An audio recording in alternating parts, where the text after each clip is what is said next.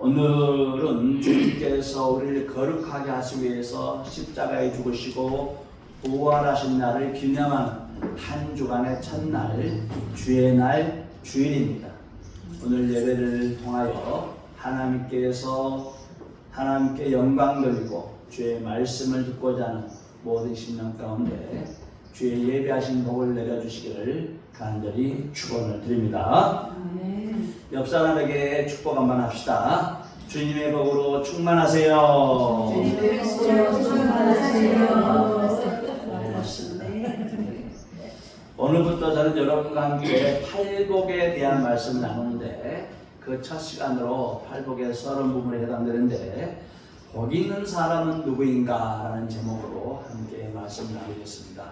복 있는 사람이 누구인가? 혹시 여러분들 중에 복을 싫어하는 사람이 계신가요?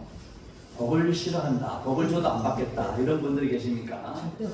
제가 만나는 사람들 중에 지금까지 복을 싫어하고 복을 거절하고 복을 받지 않겠다는 사람은 한 번도 만나지를 못했습니다. 사람들은 모두 복을 좋아하고 복을 받고 또 행복한 일이라면 무슨 일이든지 하려고 하는 것이죠. 특별히 부모님들이 자녀들이 복을 받고 잘 되기를 원한다 그러면은 지성으로 기도를 하고 정성을 다하죠.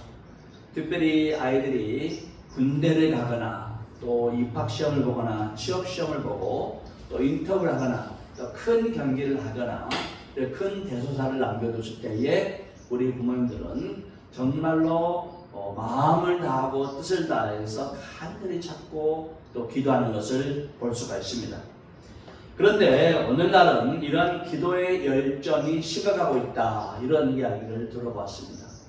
특별히 70년대, 80년대, 90년대에는 전국 산마다 기도원들이 많았어요.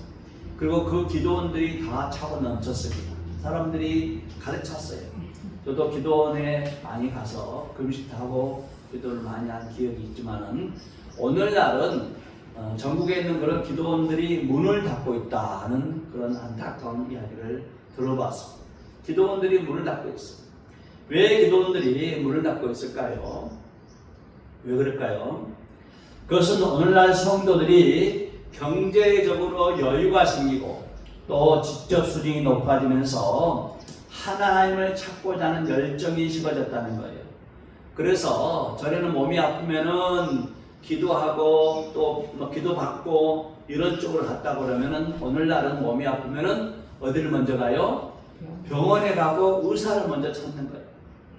그리고 전에는 돈이 없으면은 금식기도 하고 하나님께 매달리고 하나님께 공급해달라고 기도했는데 오늘은 어떻게 해요? 먼저 은행에 먼저 가고 카드를 먼저 긁는 거예요. 먼저. 그래서 이렇게 하나님을 완전히 찾지 않는다는 거예요. 또한 부모님들도 아이들을 대할 때 아이들이 잘 되는 것이라면 기도하고 금식하고 이렇게 했는데 오늘날은 어떻게 해요? 아이들한테 네가 하고 싶은 대로 살아라 그러는 거예요. 공부 안 해도 네가 좋아하는 걸 하면서 살라 이렇게 이야기하는 거예요. 그러니까 아이들이 열심히 해서 옛날같이 막 공부하려고 하고 뭔가 해보려고 하는 그런 것이 없이 자기들이 좋아하는 거 그냥 살다가 그렇게 가는 거죠. 간절함이 없었다는 거죠. 그런데 사람들이 기도원을 찾지 않고 간절히 기도하지 않는다고 해서 사람들의 심리가 복을 구하지 않거나 또 복을 싫어합니까? 그렇지 않죠. 기도하지 않고 기도원을 가지 않는다 하더라도 사람들은 여전히 복을 구하고 복을 찾고 복을 좋아합니다. 최근에 조사를 보면은 오늘날 기도하는 대신에 사람들이 인터넷을 통해서 쉽게 사주, 점, 관상을 볼 수 있다. 쉽게 볼 수 있다. 주간 기독교 신문에 의하면은 한국 기독교인 중에 4명 중에 1명 25%, 30% 사람들이 점을 본다고 해요. 기독교인들이. 특별히 청년 기독교인들, 청년 교회에 다니는 청년 기독교인들의 절반이 사주 보고 타로 보고 점 보고 그런 무당집을 찾아간다. 젊은 애들. 홍대 가면 아주 점 보는 집으로 가득 차 있어. 신촌에 가면. 그렇게 젊은 애들이 오히려 기독교회를 다니면서도 점 보고 인터넷으로 점 보기도 하고 찾아가기도 한다는 것이죠. 그렇다면은 지적 수준이 좀 높고 경제적으로 높은 사람들은 이 정치인들, 의사들, 변호사들, 판사들, 과학자들이 좀 수준이 높다 해서 그 사람들이 점집을 찾아가지 않냐? 그렇지 않다는 거죠. 오히려 정치인들, 의사, 판사, 법조계, 과학자들 이런 사람들이 그 부인들이 더 무당집과 점집을 찾아간다는 거예요. 그렇다면 사람들이 왜 과학이 발달되고 또 경제적으로 나아지고 지식이 높은데도 불구하고 이런 데를 들락거릴까? 왜 그럴까? 그것은 그들이 진짜 복을, 참 복을 잃어버렸기 때문에 그렇습니다. 진짜 복을 잃어버립니다. 그래서 가짜 복을 찾아다니는 거예요. 마음이 허전하고 뭔가 잡히지 않고 또 마음이 불안한 거, 장래에 대한 확신이 없어요. 그러니까 물어보러 다니고 하는 거예요. 물어보러 다니고. 자기 삶에 대해서 확신이 없는 거예요. 그래서 복을 받았다는 느낌이 없는 거예요. 그러니까 안개를 지듯이, 물을 지듯이, 모래를 지듯이 다 빠져나갈 그 가짜 복들을 찾아다니는 거예요. 오늘 말씀을 통해서 사랑하는 심령들, 저와 여러분 모두 정말 참된 복, 진짜 복을 받게 되기를 예수님의 이름으로 축원드립니다. 아멘. 하나님께서 사람을 만드실 때에 하나님의 형상으로 만드셨습니다. 그리고 그들에게 복을 주시고 자녀됨의 권세와 다스리는 권세까지 부여해 주셨습니다. 창세기 1장 27절 28절 말씀 같이 읽어봅시다. 하나님이 자기 형상 곧 하나님의 형상대로 사람을 창조하시되 남자와 여자를 창조하시고 하나님이 그들에게 복을 주시며 하나님이 그들에게 이르시되 생육하고 번성하여 땅에 충만하라 땅을 정복하라 바다의 물고기와 하늘의 새와 땅에 움직이는 모든 생물을 다스리라 하시니라. 아멘. 하나님 아버지는 아담과 하와 이 사람을 만드시면서 하나님께서 그들에게 복을 명하시고 거룩하게 하시고 자녀됨의 권세와 또 온 세상을 다스릴 수 있는 그런 왕적 권세를 부여해 주셨습니다. 그런데 이 아담과 하와가 하나님의 대리자로 이 세상에서 이 충만한 복을 누리고 살면서 하나님과 함께 행복하게 살고 있는데 사탄이 찾아와서 너희가 선과 악을 알게 하는 이 선악과를 먹게 되면은 하나님같이 될 것이다 이렇게 유혹을 하는 거예요. 하나님같이 될 것이다. 하나님의 나라를 감독하고 관리하고 다스리고 지키도록 하나님께서 대리자로 세워졌는데 이 사탄의 말에 속아 넘어가지고 하나님의 나라가 아니라 자기 나라를 만들고 싶은 거예요. 그래서 그 선과 악을 알게 하는 실과를 먹은 거예요. 그 실과를 보는 순간 보암육도 하고 먹음직스럽기도 하고 지혜롭게 할 만큼 매력이 있는 거예요. 매력이. 그걸 먹은 것입니다.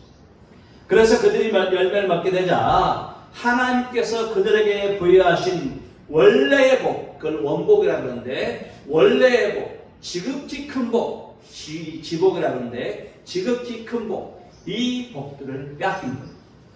영광스러운 복을 잃어버렸어요. 그때부터 그들은 하나님을 두려워하여 숨게 되고 자신의 수치스러운 감추기 위해서 무화과 잎사귀로 자신들의 부끄러운 부위를 가리고 또 이 땅에 사는 동안은 내내 저주받고 질병에 걸리고 고생하다가 결국 흙으로 돌아가는 그런 생애로 바뀐 것입니다. 어떤 사람들은 이렇게 질문합니다. 왜 하나님은 선악을 알게 하는 그 선악을 알게 하는 나무를 만들었습니까? 왜 선악과를 만들어가지고 먹게 해가지고 죽음을 가져오고 재앙을 가져왔습니까? 또 어떤 사람이 이렇게 질문해요. 하나님께서 아담과 하와가 선악과를 먹을 때 먹지 못하도록 좀 말리시지. 먹지 못하도록 또 강력적으로 떼서 말리시지 왜 그걸 방치하고 방관하셔가지고 먹게 해가지고 이 인류에 이 저주와 가난과 재앙과 질병과 전쟁과 이런 것들 다 가져오겠냐? 그러다가 결국 죽게 했냐? 이렇게 따지고 질문한 사람들이 있습니다. 하나님께서 아담을 막지 않으셨던 것은 하나님과 아담이 서로 언약, 선악을 알게 하는 실과를 먹지 않겠다고 언약을 한 거예요. 언약. 호세아서 6장 7절을 보면은 그들은 아담처럼 언약을 어기고, 하나님과 아담이 언약을 했던 유일한 기록이 바로 호세아 6장 7절에 있습니다. 하나님께서 선악을 알게 하는 그 실과를 먹지 말라고 하셨을 때 아담도 먹지 않겠다고 분명히 하나님 앞에 서약을 하고 맹세를 하고 언약을 한 거예요. 만약에 네가 그 언약을 어길 때는 네가 정령 죽으리라, 반드시 죽으리라는 언약에 사인을 한 거예요. 그래서 그 결과로 아담이 죽은 것입니다. 언약은 상대방과 내가 서로 신뢰 관계 속에서 사는 거예요. 신뢰 관계 속에서 지키겠다고 서약을 하는 거지 않습니까? 만약에 그 언약을 어기면은 그 언약에 서약한 대로 반드시 대가를 치고 책임을 져야 합니다. 네가 그것을 먹으면 정녕 죽으라 했고 언약을 했고 아담이 범죄했기 때문에 죽게 됩니다. 결국 쫓겨난 것이죠. 하나님은 사람을 만드실 때에 사람을 로봇으로 만들지 않으셨어요. 아주 인격처럼 만드셨어요. 하나님은 각 사람에게 각자가 선택하고 결정하고 책임질 수 있는 내 자신, 내 자유의지를 주셨답니다. 그것은 하나님께서 나에게 주신 고유한 권한이에요. 이건 하나님이 절대 침범할 수 없습니다. 그래서 나는 내가 되는 것이고 내가 생각하고 내가 선택하고 내가 결정하고 살아가도록 하나님께서 그렇게 만드셨어요. 하나님은 결코 나를 침범하지 않습니다. 하나님은 나의 자유의지, 내 자신을 하나님께 침범할 수가 있다고 그러면은 그건 내가 아닌 거예요. 내가 식민지가 되는 거잖아요. 하나님의 침범은 내가 식민지가 되어버리는데, 그래서 하나님은 침범하지 않는 것입니다. 철저히 하나님은 하나님이고 나는 나로 하나님 그 선을 지키신 것입니다. 마치 내가 부모님으로부터 나왔지만은 나는 부모님이 아니지 않습니까? 또 부모님도 나가 아니에요. 부모님이 내게 이러한 것을 하지 말라 이렇게 말씀하세요. 이것은 하고 이것을 하지 말라 이렇게 말씀하지 않습니까? 그런데 그것을 내가 하고 안 하고는 누가 결정해요? 내가 결정하는 거예요. 부모님의 말씀을 순종하고 안 하고는 내가 결정하는 거예요.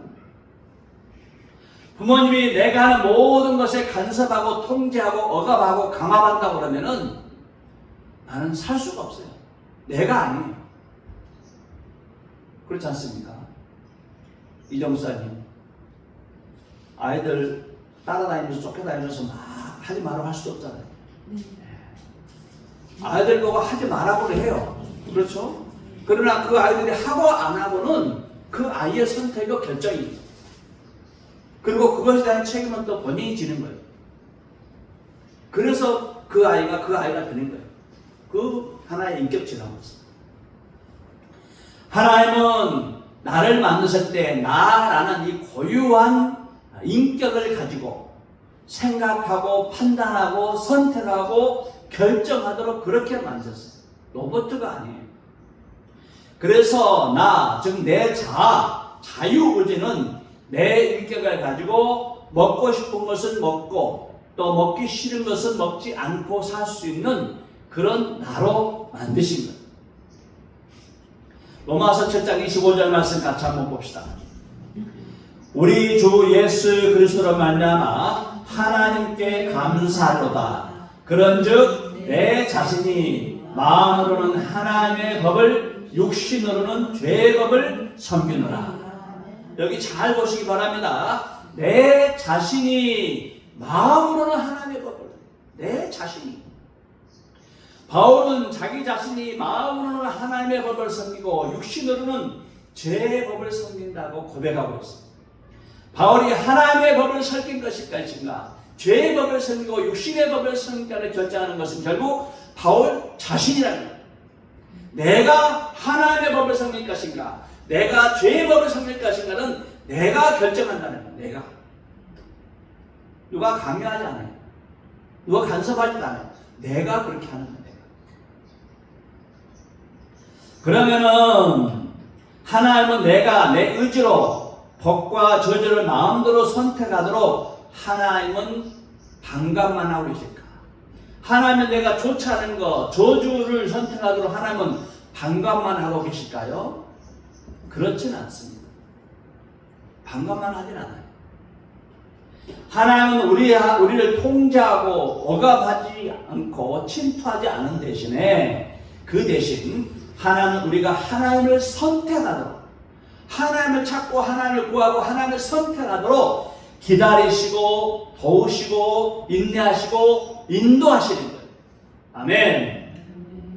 하나님은 우리로 복을 선택하도록 모든 환경을 조성해 나갔습니다. 우리 마음이 하나님을 선택하도록 환경을 만들어가는 거예요. 그리고 하나님은 우리에게 예수 그리스도를 믿는 사람들을 가까이 보내주세요.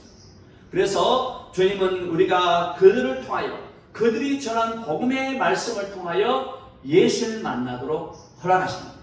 아멘. 그들이 전한 복음을 듣고 우리가 예수를 믿는 것은 우리의 선택이에요. 우리가 예수를 믿고 안 믿고는 또 우리가 선택해야 합니다. 그래서 누구든지 예수를 믿는 자마다 멸망하지 않고 영생을 얻고 하나님의 자녀가 되는 거예요. 누구든지 예수를 믿으면 멸망하지 않고 영생을 얻게 된다. 그런 예수를 믿으면 조건이에요. 조건. 선택은 내가 해야 합니다. 내가 예수를 믿기로 선택합니다. 그러나 하나님은 우리가 예수님을 선택하고 하나님의 자녀가 되도록 우리를 인도하시고 기다리시고 또 인내하고 계신다는 것이죠. 성경은 이러한 하나님의 섭리, 이것을 경륜이라 이렇게 불러요. 하나님의 경륜이라. 좀 생소한 단어죠. 경륜이라는 단어는 잘 안 쓰는 단어인데 섭리라는 단어가 봅시다. 그래서 에베소 3장 9절 말씀 같이 읽어봅시다. 영원부터 만물을 창조하신 하나님 속에 감추어졌던 비밀의 경륜이 어떠한 것을 드러내게 하려 하심이라. 비밀의 경륜, 이 경륜이라는 단어가 나오지 않습니까? 하나님의 경륜이 무엇일까? 이 경륜이 무엇일까? 경륜은 하나님께서 각 시대마다 하나님의 뜻을 이루기 위해서, 하나님의 뜻을 이루기 위해서 치밀하고 조직적으로 세우신 계획, 하나님의 계획과 그 계획을 이루기 위한 능력, 이것을 바로 경륜이라고 합니다. 하나님께서는 각 시대마다 하나님께서 이루고자 하는 그 계획들이 다 있어요. 그래서 그 계획을 이루시기 위한 하나님의 계획과 그리고 그 계획을 실천해 나갈 수 있는 능력, 이것을 경륜이라 그러는 거예요. 그래서 하나님께서는 아브라함 시대 때 하나님께서 하나님의 백성을 만들고자 싶어서 아브라함을 갈대아 우르에서 부르세요. 그리고 그 아브라함과 사라를 통하여 이삭을 낳게 하시고, 이삭을 통하여 야곱을 낳게 하시고, 야곱을 통하여 12 아들들을 낳게 하시고, 그리고 그 아들들을 번성시키기 위해서 누구를 애굽으로 보냅니까? 요셉을 애굽으로 보내요. 요셉을. 그래서 요셉을 통해서 애굽에서 번성하게 합니다.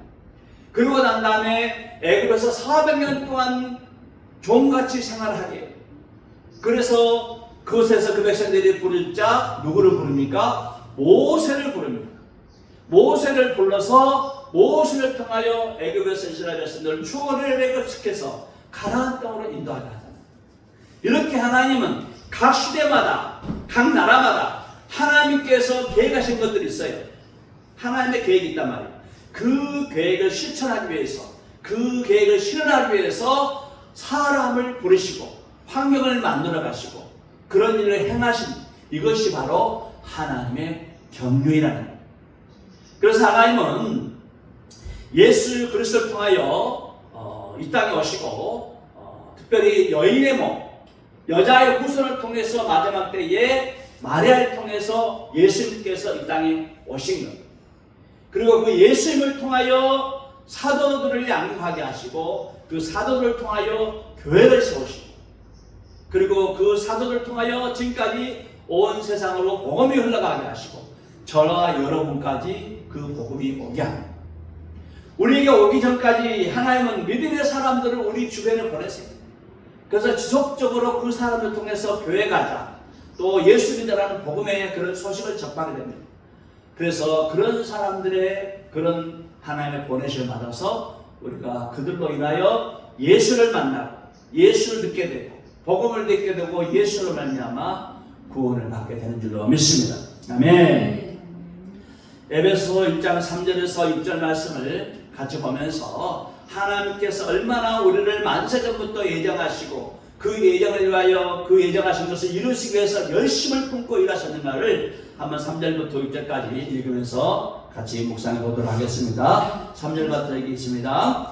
찬송하리로다. 하나님 곧 우리 주 예수 그리스도의 아버지께서 그리스도 안에서 하늘에 속한 모든 신령한 복을 우리에게 주시되 창세전에 그리스도 안에서 우리를 택하사 우리도 사랑 안에서 그 앞에 거룩하고 흠이 없게 하시려고 그 기쁘신 뜻대로 우리를 예정하사 예수 그리스도로 말미암아 자기의 아들들이 되게 하셨으니 이는 그가 사랑하시는 자 안에서 우리에게 거저주시는 바 그의 은혜의 영광을 찬송하게 하려는 것이라. 아멘.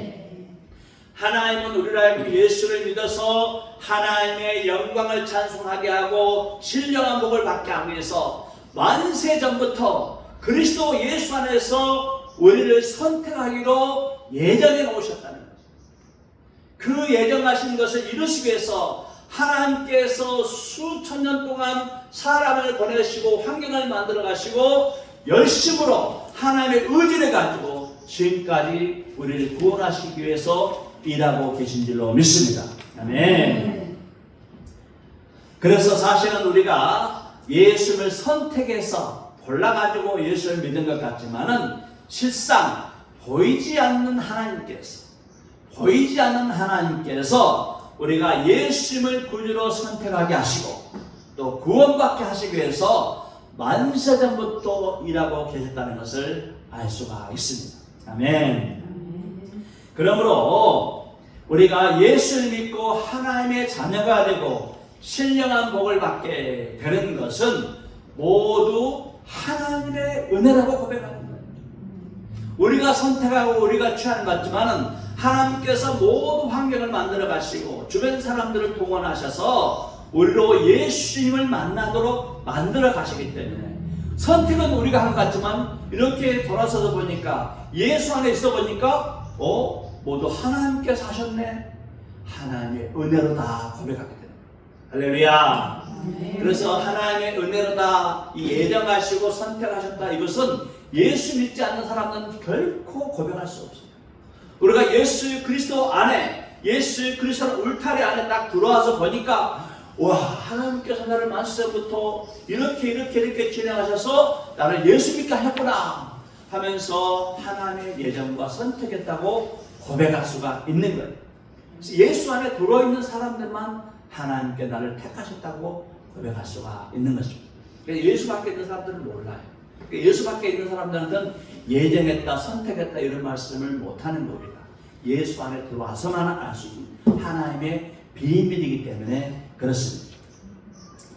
한 소년이 들에서 놀다가 늑대떼를 만났어요. 무시무시한 늑대떼를 만났어요.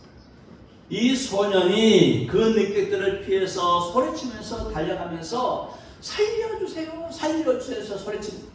살려주세요. 그때 저 멀리서 농부가 아이가 소리치는 것을 보고 이리 와라 이리 오라 하면서 양의 문을 열어놓고 소리를 칩니다. 그 소년이 그 농부의 소리를 듣고 그 양 우리 가운데로 들어가요. 뛰어들어가요.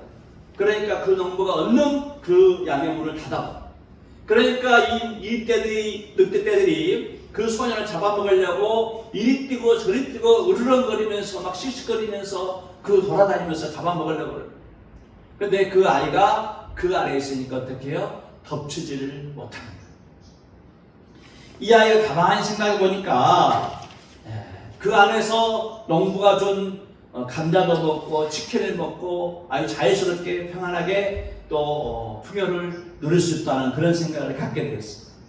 그런데 가만히 보니까 울타리 안에 있는 것은 좋은데 내가 울타리 안에 갇힌 거예요. 울타리에 갇혀버린 거예요. 예. 가만히 생각해보니까 울타리 밖에 나가지 않고 안에 있는 건 안전하고 또 보호를 받고 하는 건 좋은데 울타리 안에 갇혀있는 거예요. 그런데 가만히 또 생각해보니까 갇힌 것이 아니라 울타리 안에서 보호를 받고 울타리 안에서 공급을 받고 울타리 안에서 더 풍요를 누리고 있더라는 거예요. 울타리 안에서 자유롭게 지내고 있다는 거예요. 사랑하는 성도 여러분들, 밖의 세상은 이렇습니다. 밖의 세상은 늑대와 이리와 뱀과 이런 정갈들이 득실거리는 사망과 죽음과 강도 같은 그런 세상이에요. 그래서 어떻게 해서든지 우리를 멸망시키려고 죽이고 빼앗아가려고 하는 거예요. 그게 밖에 울타리 밖의 세상입니다. 그러나 우리 하나님께서 우리를 예수 그리스도의 울타리 안에 두시고 그 안에서 생명을 얻고 그 생명을 풍성하게 공급해 주시는 거예요. 할렐루야. 요한복음 10장 9절 10절 말씀 같이 봅시다. 내가 문이니 누구든지 나로 말미암아 들어가면 구원을 받고 또는 들어가며 나오며 꼴을 얻으라. 도둑이 오는 것은 도둑질하고 죽이고 멸망시키려는 것뿐이요 내가 온 것은 양으로 생명을 얻게 하고 더 풍성히 얻게 하려는 것이다. 아멘. 예수님이 양의 문이라는 거예요. 예수님이 양의 문이기 때문에 예수님을 통하여 안으로 들어가기만 하면은 예수님께서 공급하시는 그 풍성한 생명과 풍성한 은혜로 인하여 살이 찌고 포동포동하고 자유를 누리며 살아갈 수가 있는 거예요. 그러나 강도는 어떻습니까? 죽이고 빼앗고 멸망시키려고 한다는 거예요. 그래서 예수 안에, 예수 울타리 안에, 예수 구원의 은혜 안에 들어가는 사람이 복이 있는 사람들이 된 줄로 믿습니다. 아멘. 복 있는 사람들이 누구일까? 복 있는 사람들은 예수 안에 있고 예수만에 피하고 예수 그리스도의 그 놀라운 보호와 또 공급과 하나님의 그 책임을 받고 있는 이런 사람들이 정말로 복 있는 사람들. 오늘 보면 마태복음 5장 1절 말씀 보면은 예수께서 무리를 보시고 산에 올라가 앉으시니 제자들이 나온지라. 예수님께서 무리를 보고 산에 올랐는데 누가 예수님께 나왔다고요? 누가? 제자들이 예수님께 나옵니다. 무리들은 예수님을 봤어요. 예수님에 대해서 들었어요. 근데 무리들은 예수님께 나오진 않았어요. 누가 나갔습니까? 제자들이 나갔어요. 이 세상 사람들은 예수님에 대해서 듣고 예수님에 대해서 알고 있어요. 어떤 사람들은 예수 믿는 사람들보다도 예수님에 대해 더 잘 알아요. 지식적으로 더 잘 알아요. 믿지 않아서 그렇지. 그런데 우리는 어떻습니까? 예수님을 알고 예수님을 믿는다. 예수 앞에 나아가는 사람들이 중요한 것입니다. 예수 앞에 나가고 예수 안에 들어가 있는 사람들, 예수를 구주로 믿는 사람들이 진짜 복 있는 사람들입니다. 아멘. 시편 65편 4절 말씀 크게 한번 읽어봅시다. 시작. 주께서 택하시고 가까이 오게 하사 주의 뜰에 살게 하신 사람은 복이 있나이다. 우리가 주의 집 곧 주의 성전의 아름다움으로 만족하리다. 아멘. 주께서 택하시고 가까이 오게 하사 주의 뜰에 살게 하신 사람이 복이 있다는 거예요. 주께서 택하시고 가까이 와라 하는 그런 사람이 복이 있는 사람. 그래서 저와 여러분 하나님께 택하시고 우리 주님께서 가까이 오도록 허락하셨어요. 거룩하신 주님 앞에 아무도 나올 수 없지만 우리 주님께서 우리를 가까이 오게 하셔서 하나님의 뜻에 살게 하심으로 저와 여러분이 참으로 복 있는 사람들인 줄 믿습니다. 아멘. 마태복음 25장 34절도 그때 임금이 그 오른편에 있는 자들에게 이르시되 내 아버지께 복을 받는 자들이여 나와 창세로부터 너희를 위하여 예비된 나라를 상속받으라. 내 아버지께 복을 받은 자들이여 창세로부터 너희를 위하여 예비된 나라를 상속받으라. 내 아버지께 복을 받은 자들.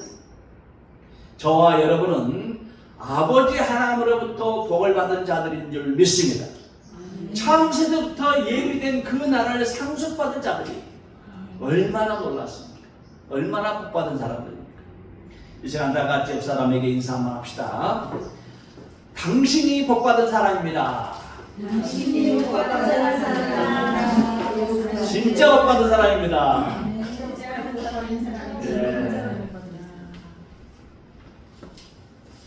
우리를 위해서 십자가에 죽으시고 부활하신, 그리고 우리를 부르시고 가까이 하시고 택하여 주신 우리 주 예수 그리스도의 은혜와 만세전부터 우리를 택하시고 예정하시고 아들 내어주신 우리 하나님 아버지의 극경한 사랑과 성령님의 교통하시고 인도하시고 보호하시고 감화하시는 역사가 만세전부터 택하시고 복을 받는 모든 사랑하는 심령들 여러분과 여러분의 가족 가운데 영원토록 함께 하시기를 예수님의 이름으로 축원드립니다. 아멘.